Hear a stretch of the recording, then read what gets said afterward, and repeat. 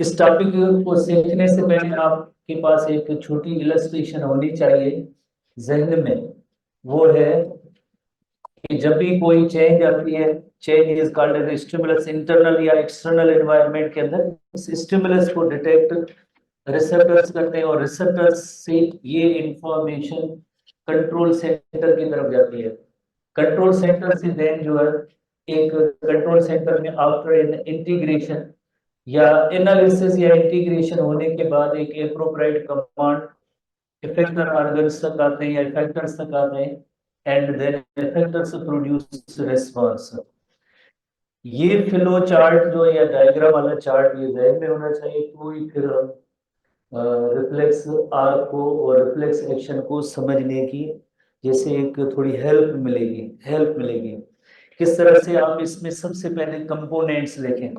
Receptor से control centre तक जो इंफॉर्मेशन जाती है वो किस न्यूरॉन के जरिए जाती है, सेंसरी न्यूरॉन। इसी वजह से प्रीवियस क्लास के अंदर हमने ये इसी डायग्राम के हवाले से न्यूरॉन के जो टाइप थे इसी डायग्राम से सीखे थे।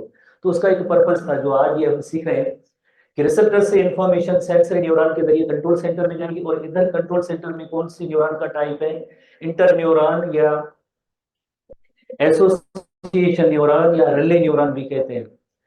आफ्टर इंटीग्रेशन एंड एनालिसिस उसके बाद कौन से न्यूरॉन होंगे, मोटर न्यूरॉन होंगे जो एक एप्रोप्रिएट ऑर्डर या कमांड होगा इफेक्टर्स की तरफ जाएगा और इफेक्टर्स क्या प्रोड्यूस करेंगे, रिस्पांस प्रोड्यूस करेंगे। सिंपली स्टिमुलस के बदले में एक रिस्पांस प्रोड्यूस होता है।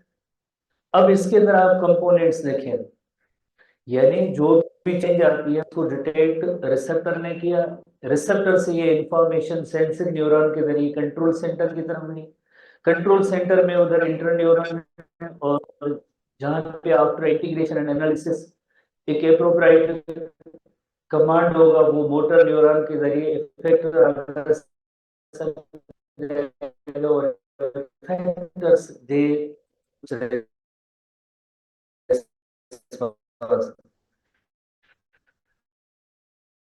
अब स्टिमुलस के बदले में जो ये रेस्पॉन्स प्रोड्यूस होता है ये विदाउट पर्सन्स विल या विश हो, रेस्पॉन्स होता है विदाउट पर्सन्स विल और विश हो, जिसे हम कहते हैं इनवॉलंटरी नेचर।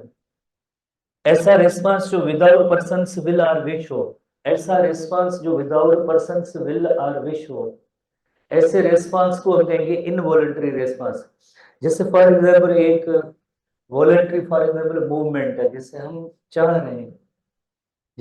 रहे हैं कि इन फिंगर्स को मूव करें फॉर एग्जाम्पल, तो वो हमारी विल या विश के अकॉर्डिंगली है। या जिस तरह से इधर कोई जैसे एक हम नोट करें कि कोई चुभने वाली चीज मौजूद है, अचानक जैसे हमारा हाथ लगा तो विदाउट वेस्टिंग एनी टाइम, कोई भी टाइम वेस्ट करने से पहले जो है, ये कौन स्टूडेंट, आप स्टूडेंट एंट्री टेस्ट के हैं कोई और है जी, एंट्री टेस्ट के स्टूडेंट है, इंजीनियरिंग है, तो आप बैठ जाए चेयर लेके बैठ जाए, इधर एक चेयर लेके बैठे या अंदर क्लासरूम में बैठे। तो अगर ये जैसे इत्तेफाक सडन है, जैसे हमारा हाथ लगा और हम फौरन इस कोई ट्रिकिंग चीज से हाथ उठा लेते हैं विदाउट पर्सन्स विल और विश, यानी इसमें हमारा कोई चॉइस हो, कंट्रोल हो, रेगुलेशन हो, वो नहीं हुआ है, प्रोसेस वही है। इसमें स्टिमुलस क्या था, इसमें स्टिमुलस थी वो पिन थी चुभने वाली या कोई ऐसी हॉट ऑब्जेक्ट थी, इसको किसने डिटेक्ट किया था, इसको डिटेक्ट किया था रिसेप्टर्स ने। फिर वो इंफॉर्मेशन किधर गई थी, सेंसरी न्यूरॉन के जरिए कंट्रोल सेंटर में गई थी, सेंसरी न्यूरॉन के जरिए वो इंफॉर्मेशन कंट्रोल सेंटर में गई थी। इधर यहाँ पे दो ऑप्शन होते हैं, आइदर सेंसरी न्यूरॉन और मोटर न्यूरॉन का जंक्शन होगा, कुछ ऐसी सिचुएशन होती है डायरेक्टली सेंसरी न्यूरॉन और मोटर न्यूरॉन का जंक्शन होगा विदाउट इंटीग्रेशन और एनालिसिस। कुछ ऐसी सिचुएशन होती है जिनके अंदर सेंसरी न्यूरॉन और इंटर न्यूरॉन का एक जंक्शन होगा, देन इंटर न्यूरॉन और मोटर न्यूरॉन का एक अनदर जंक्शन होगा। जंक्शन की मीनिंग है मीटिंग पॉइंट। और उसके बाद जैसे ये मोटर न्यूरॉन इफेक्टर ऑर्गन्स को कमांड देते हैं, और वो कमांड होता है without persons will or wish होता है। तो जो विदाउट विल आर विश जो ये कमांड जा रहे हैं, तो ऐसे रेस्पॉन्स को, इस रेस्पॉन्स को हम कहेंगे रिफ्लेक्स एक्शन कहेंगे। ये जो रेस्पॉन्स आया है, इस रेस्पॉन्स को कहेंगे रिफ्लेक्स एक्शन, जो without persons will or wish हुआ है। अब इस रिफ्लेक्स एक्शन का एक पाथ है जो आप पूरा देख रहे हैं, स्टिमुलर से लेकर ये पूरा पाथ है, ये पूरे पाथ रिस्पांस होने तक ये जो पाथ है, इस पाथ के लिए एक लफ्ज इस्तेमाल होता है रिफ्लेक्स आर्क। रिफ्लेक्स आर्क, इस पूरे पाथ को हम कहेंगे रिफ्लेक्स आर्क, जिसके ये कंपोनेंट्स हैं। हमारी बॉडी के अंदर काफी सारे ऐसे प्रोसेस होते हैं जो इमीडिएटली होने चाहिए, without even persons will or wish होने चाहिए, because such response are protective in nature.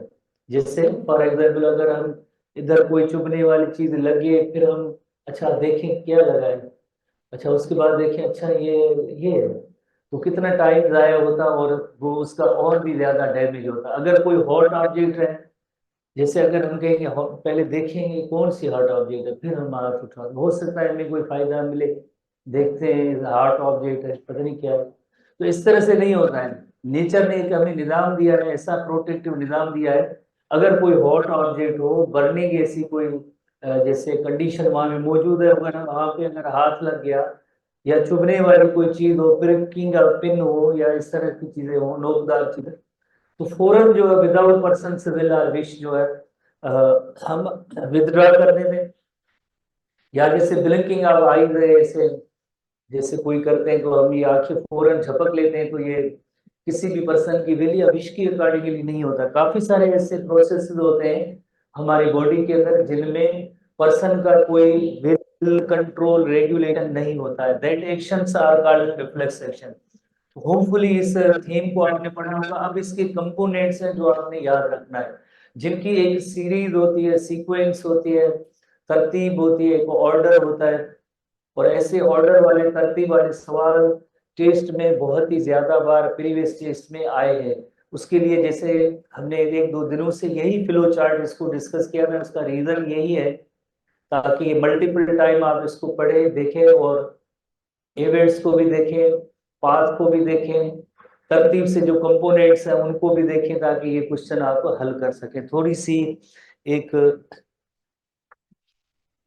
इसके एग्जाम्पल्स और इलस्ट्रेशन पे हम आते हैं। जैसे एग्जाम्पल्स के हवाले से देखा जाए तो बॉडी के अंदर कई ऐसे प्रोसेसेस हैं जो ऐसे रिफ्लेक्स एक्शन की कैटेगरी में, हमारी बुक में, इस एसटीबी बुक में ये शामिल नहीं है। तो सिंपल रिफ्लेक्सेस वो होते हैं जो अनकंडीशनल रिफ्लेक्स होते हैं, इनबॉर्न होते हैं, इनको सीखने की जरूरत नहीं होती, अनलर्नड होते हैं, जो हमेशा जो एक स्टिमुलस के बदले में जो है ये चीजें सीखी जाती है। तो जो अनलर्नड है, जो परफॉर्म करते हैं हम, simply reflex is protective in nature. इसका जो मेन पर्पज है, मकसद है, वो प्रोटेक्टिव इन नेचर है। जैसे एक एग्जाम्पल हम पढ़ेंगे, हमारे बुक में इंक्लूड है knee jerk tendon of the patella. उसको एक रबर का कोई हैमर टाइप छोटी सी चीज होती है, डॉक्टर साहिबान के पास होती है, तो वो टैप करते हैं नी रीजन पे, और उसके बाद जैसे अगर जैसे रेस्पॉन्स जैसे ऑटोनॉमिक बिल्कुल सही हो रहा है, तो इसका मतलब है कि वो ठीक ही है पर्सन। उसे कहते हैं पेटिलर रिफ्लेक्स कहते हैं। एक होता है कॉर्नियल रिफ्लेक्स, यानी ब्लिंकिंग रिफ्लेक्स, जैसे हम फौरन जैसे आईज को ब्लिंकिंग की होती है, तो उसे कहते हैं कॉर्नियल रिफ्लेक्स कहते हैं।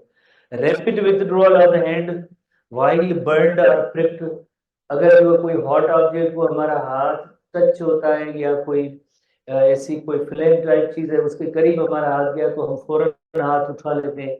या quick recovery of balance while falling, ऐसे रोड साइड पे जब हम जा रहे होते हैं, कभी खड्डा गड़ा पत्थर पाँव के नीचे आ जाए, तो गिरते गिरते जैसे हम बच जाते हैं। हमारी बॉडी के अंदर एक ऐसा निजाम है जो ये भी एक तरह का ये रिफ्लेक्स है।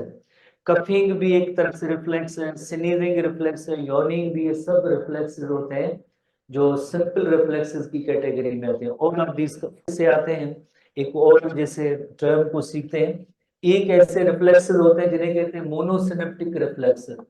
मोनोसिनेप्टिक रिफ्लेक्स नई एसटीबी बुक में इनको थोड़ा ये क्लियर नहीं लिखा गया है, पर टर्म मौजूद है monosynaptic reflexes. Monosynaptic reflection, reflex जैसे अभी आपने पढ़ा है कि ऑटोनॉमिक जो रिस्पांस होता है, इनवॉलंटरी रिस्पांस होता है, उसे हम कहते हैं रिफ्लेक्शन है।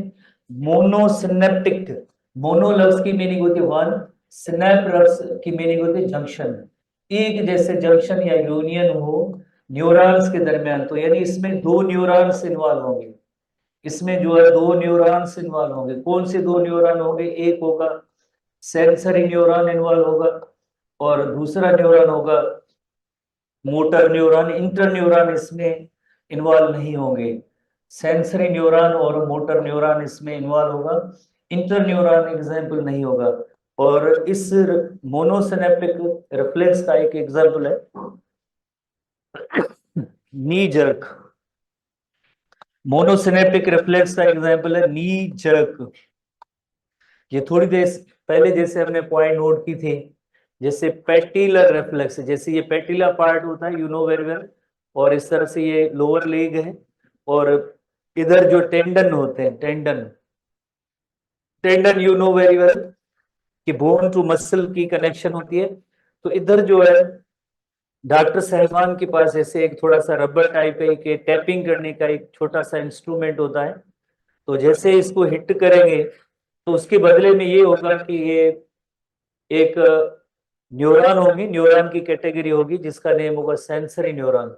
स्ट्रेच जो स्टिमुलस होता है उसको डिटेक्ट करते हैं, जिनका नेम होता है ये सेंसरी न्यूरॉन रिसेप्टर्स होते हैं, सेंसरी न्यूरॉन।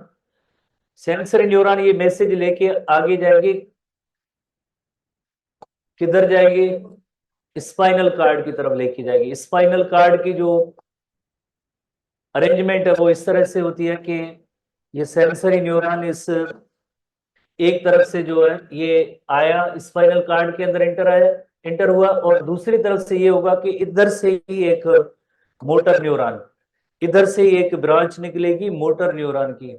तो मोटर न्यूरॉन जो है दूसरे मसल्स के ग्रुप को जैसे ऑर्डर या कमांड देगा, और उसके बाद क्या होगा कि थोड़ी सी जर्किंग फील होगी मोटर न्यूरॉन, मोटर न्यूरॉन। तो उसके बाद ये होगा कि नी से बिलो का जो रीजन है विदाउट पर्सन्स विल और विश, थोड़ा सा ऊपर ही हो जाता है पर्सन की विल या विश के बगैर। तो इसके अंदर न्यूरॉन एक जैसे सेंसरी न्यूरॉन इन्वॉल्व हुआ, दूसरा मोटर न्यूरॉन, जंक्शन जो बना वो एक जंक्शन बना, किसके दरमियान है? वो सेंसरी और मोटर न्यूरॉन के दरमियान। और ऐसे रिफ्लेक्स को हम कहेंगे मोनोसिनेप्टिक रिफ्लेक्स। ये स्पाइनल कार्ड का सेक्शन है। स्पाइनल कार्ड का जब हम सेक्शन करेंगे तो सेंटर के अंदर ऐसी बटरफ्लाई लाइक स्ट्रक्चर नजर आएगी, आगे हम पढ़ेंगे। तो उसके अंदर एक सेंसरी न्यूरॉन और मोटर न्यूरॉन का जो जंक्शन हुआ, तो हम कहेंगे कि एक सिनेप्स हुआ, मोनोसिनेप्टिक रिफ्लेक्स। ऐसे रिफ्लेक्स को हम कहेंगे मोनोसिनेप्टिक रिफ्लेक्स। तो की टर्म इसके अंदर जो है यही है कि आप दो न्यूरॉन्स के जो है टाइप को याद करेंगे कि जैसे मोनोसिनेप्टिक रिफ्लेक्स के अंदर टू न्यूरॉन की कैटेगरी इन्वॉल्व होती है, एक होते हैं सेंसरी, दूसरे मोटर, और एक सिनेप्स बनता है, और वो भी जैसे स्पाइनल कार्ड के अंदर बनता है। और ऐसे रिफ्लेक्सेस को हम कहेंगे मोनोसिनेप्टिक रिफ्लेक्स। उसके बाद जो दूसरी कैटेगरी है जिसे कहते हैं पॉलीसिनेप्टिक रिफ्लेक्स, अनदर कैटेगरी है जिसे हम कहते हैं पॉलीसिनेप्टिक रिफ्लेक्स कहेंगे। जैसे पोली लफ्ज की मीनिंग की मैनिंग होती है पोली सिनेप्टिक, सिनेप्टिक का मतलब है सिनेप्स, यानी ऐसे रिफ्लेक्स इसमें एक से ज्यादा सिनेप्स बन सकते हैं। Poly refers to many and synaptic refers to synapsis. एक से ज्यादा सिनेप्स है, ऐसा रिफ्लेक्स इसके अंदर एक से ज्यादा सिनेप्स इन्वॉल्व हो, और इसमें दो सिनेप्स इन्वॉल्व होते हैं, और इसमें थ्री न्यूरॉन्स इन्वॉल्व होते हैं। इसके अंदर जो न्यूरॉन्स जो इन्वॉल्व होते हैं वो थ्री न्यूरॉन्स होते हैं। तीनों किस्म जो के न्यूरॉन है वो इन्वॉल्व ही होंगे। एक सेंसरी न्यूरॉन होगा जिसका काम आपको पता है कि स्टिमुलस को जैसे डिटेक्ट करना होता है, दूसरा इसके अंदर इंटर न्यूरॉन भी इन्वॉल्व होता है, और तीसरी न्यूरॉन की जो कैटेगरी होगी वो मोटर न्यूरॉन की होगी। तो तीनों न्यूरॉन्स जो इसके अंदर इन्वॉल्व होते हैं, मोटर न्यूरॉन भी इन्वॉल्व होता है। और इसका एक एग्जाम्पल है, वो भी आप जैसे नोट करेंगे, withdrawal of the hand from hot object, withdrawal of the hand from hot object, withdrawal of hand from hot object. किसी भी एक हॉट ऑब्जेक्ट से हम जो अपने हैंड को फौरन क्विक की जैसे विदड्रॉ कर लेते हैं। कई ऐसी सिचुएशंस हम फेस करते रहते हैं कि कभी कभार ऐसी कोई हॉट ऑब्जेक्ट हमें लगती है तो हम फौरन हाथ उठा लेते हैं। इवन चाय का कप भी हो या जैसे तवे पे रोटियां पकाते हुए अगर हाथ लग जाता है तो हम उठा लेते हैं, या आयरनिंग या इस्त्री करते हुए जैसे अगर गर्म आयरन या इस्त्री को हाथ लगता है तो हम फौरन हाथ उठा लेते हैं। तो ये सारे जो एग्जाम्पल है, या जो एक फ्लेम होता है शोला कोई मोमबत्ती वगैरह का, उसको भी जैसे अगर हाथ टच हो जाए तो हम फौरन हाथ उठा लेते हैं, ये सारे एग्जाम्पल हैं इस पॉलीसिनेप्टिक रिफ्लेक्स के। तो हम इसमें एक छोटी इलस्ट्रेशन यहाँ पे बनाते हैं। फॉर एग्जाम्पल ये कोई हॉट ऑब्जेक्ट है, ये फ्लेम है फॉर एग्जाम्पल, और इसको अगर हाथ लग जाए, फॉर एग्जाम्पल इसको कोई जैसे हमारा हाथ लग जाए, तो यकीनन यहाँ पे पहली जो कैटेगरी होगी तो इसको डिटेक्ट करने वाले रिसेप्टर्स होंगे, और रिसेप्टर से आगे you know very well sensory neuron होंगे। रिसेप्टर्स होंगे जो हीट को डिटेक्ट करेंगे, और सेंसरी न्यूरॉन होंगे, उनके जरिए मैसेज या इंफॉर्मेशन जाएगी, किधर जाएगी, कंट्रोल सेंटर पहले जाएगी इधर, जैसे फॉर एग्जाम्पल स्पाइनल कार्ड की तरफ, और स्पाइनल कार्ड के अंदर इधर जो है मोटर न्यूरॉन इन्वॉल्व होते हैं, इस जगह पे इस रिफ्लेक्स के अंदर मोटर न्यूरॉन इन्वॉल्व होते हैं। ये सेंसरी न्यूरॉन है, और स्पाइनल और इंटर न्यूरॉन, सॉरी, इसके अंदर जो इंटर न्यूरॉन इन्वॉल्व होते हैं, इस जगह पे एक इंटर न्यूरॉन की कैटेगरी इन्वॉल्व होगी, इंटर न्यूरॉन की कैटेगरी इन्वॉल्व होगी। उस मोनोसिनेप्टिक रिफ्लेक्स के अंदर इंटर न्यूरॉन इन्वॉल्व नहीं थी, इसके अंदर इंटर न्यूरॉन इन्वॉल्व होंगे। इंटर न्यूरॉन के बाद देन यही मैसेज जो है फौरन विथड्रॉ करने के लिए जैसे मोटर न्यूरॉन, इधर एक और जो सिनेप्स होगा वो मोटर न्यूरॉन और इंटर न्यूरॉन के दरमियान। कल जैसे हमने टाइप्स ऑफ न्यूरॉन के अंदर पढ़ा था कि भाई डेंड्राइट्स जो होते हैं रिसीविंग एंड होते हैं, इंटर न्यूरॉन और मोटर न्यूरॉन के दरमियान इधर डेंड्राइट्स होंगे, और इधर जो स्टिमुलस जिसने रिसीव किया वो भी डेंड्राइट्स होंगे, और इधर ये जो इंटर न्यूरॉन के पार्ट होगा वो भी इधर इस सेक्शन पे जो है डेंड्राइट्स होंगे। तो बहरहाल एनीवे इसके अंदर जो है तीन जो है जैसे हम कहेंगे न्यूरॉन की टाइप्स इन्वॉल्व हैं, और जैसे दो सिनेप्स है, तीन न्यूरॉन जैसे सेंसरी न्यूरॉन, दूसरा न्यूरॉन इंटर न्यूरॉन, और तीसरा न्यूरॉन जो है मोटर न्यूरॉन। सिनेप्स कितने, जैसे एक ये सिनेप्स है, दूसरा ये सिनेप्स है। तो इस तरह के जो सिनेप्स को हम कहेंगे polysynaptic reflexes, such synapses are called as polysynaptic reflexes. तो डायग्राम में भी कई बार ऐसे सवाल आए, नंबर 1 इसी रिफ्लेक्स आर्क के, और सीरीज और सीक्वेंस वाइज भी आए। तो फॉर एग्जाम्पल अगर एक ऐसी डायग्राम हो जिसके अंदर ये जैसे मोमबत्ती इधर दिखाई गई हो, तो आप बताएं कि इसके अंदर कौन कौन से न्यूरॉन है, बस, और कोई सवाल नहीं पूछा गया है। ऐसे एरोज पड़े या, तो यकीनन इसमें जो इंटर न्यूरॉन इन्वॉल्व है, और जो विद नी जर्क का जो एग्जाम्पल होगा उसके अंदर जो इंटर न्यूरॉन जो इन्वॉल्व नहीं होते। तो इसमें एग्जाम्पल की कैटेगरी है बहुत ही इंपॉर्टेंट जो है इसमें मैटर करती है, और उसमें आप देखिए की पॉइंट अगर आप याद करेंगे समझेंगे तो उनकी ट्रिक्स तो यही है, मेन चीज तो यही है, बाकी तो उनको आप जस्ट आप फ्रेमिंग करके लिए हैं। अब हम आते हैं एसटीबी बुक के हवाले से पॉइंट्स पे आते हैं। एसटीबी बुक जो एसटीबी बहुत जरूरी है, एसटीबी बुक पढ़ना एंट्री टेस्ट के स्टूडेंट्स के लिए बहुत जरूरी है। 66 पेज पे आए, और ये हेडिंग है reflex action, each sensory neuron conveys signal from sensory receptors to motor neuron which in turn sending signal to effector. The result is often simple automatic autonomic जो रिस्पांस होता है विदाउट पर्सन्स विल और wish होता है, और ऐसे response को हम कहेंगे रिफ्लेक्स एक्शन कहेंगे। ये एसटीबी बुक की इसी तरह की डेफिनेशन है।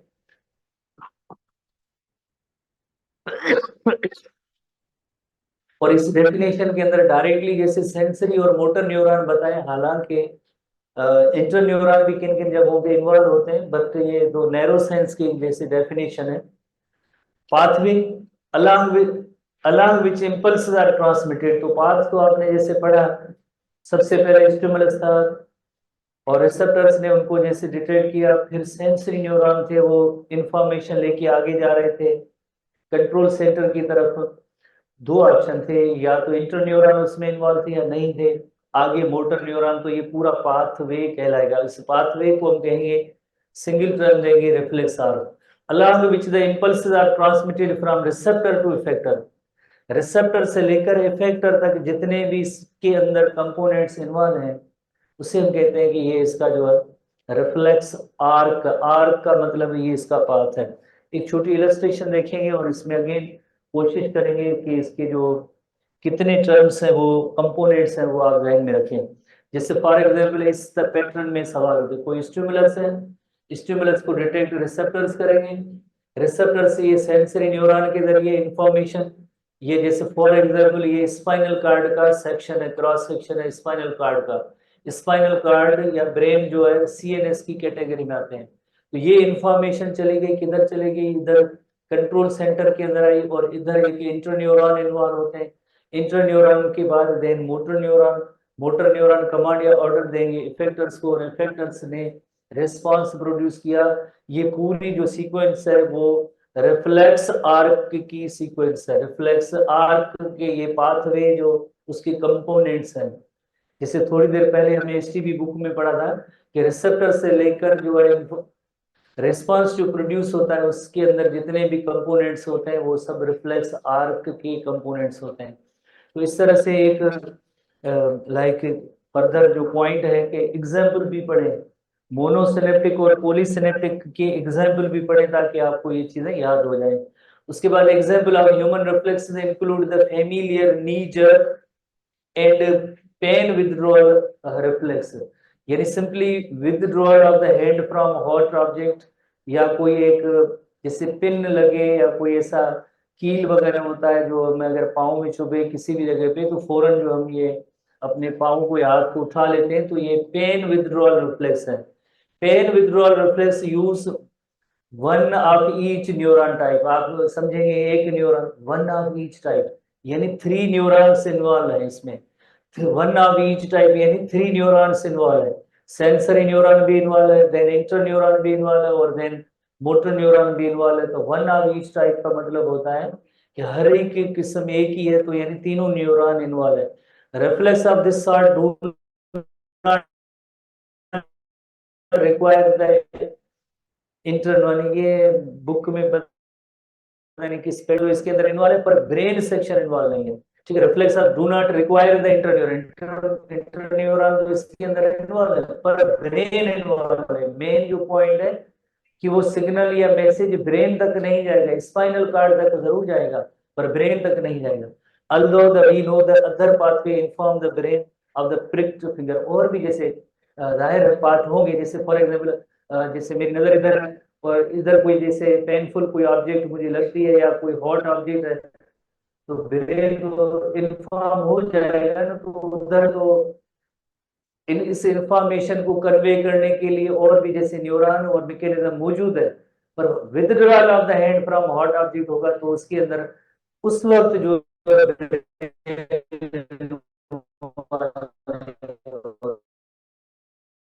जिस वक्त ये हम अमल कर रहे होते हैं तो उस वक्त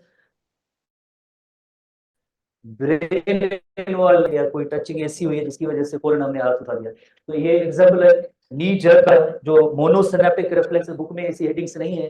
तो ये जो फॉर एग्जांपल ये पेटिला बोन है उससे नीचे एक टैपिंग की जाती है, तो इसकी वजह से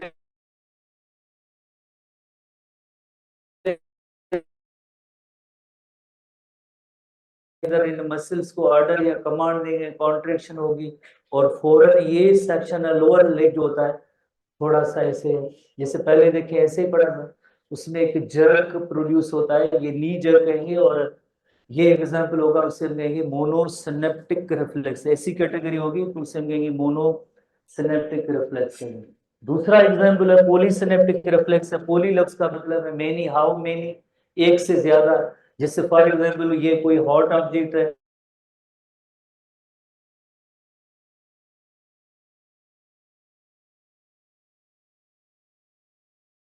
स्पाइनल कॉर्ड का सेक्शन है, सेंसरी न्यूरॉन और इंटर न्यूरॉन के दरमियान एक जंक्शन हुआ और इसमें इंटर न्यूरॉन हुआ, और इंटर न्यूरॉन और मोटर न्यूरॉन के बाद जंक्शन के बाद जैसे ये मोटर न्यूरॉन कमांड या ऑर्डर लेके आ रहे हैं इन मसल्स जाएंगे, और क्या ऑर्डर मिलेगा कि आपको जैसे ये हेड जो है इसको उठाना चाहिए, ये हॉट ऑब्जेक्ट है, इसमें पर्सन की विल या विश शामिल नहीं होती है।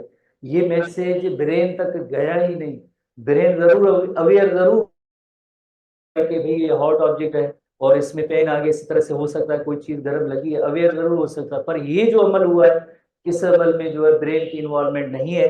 तो इस रिफ्लेक्स पॉलीसिनेप्टिक रिफ्लेक्स, और इसके अंदर जैसे दो सिनेप्स है, एक सेंसरी न्यूरॉन और इंटरन्यूरॉन के दरमियान, दूसरा जो है इंटरन्यूरॉन और मोटर न्यूरॉन के दरमियान सिनेप्स हुआ है।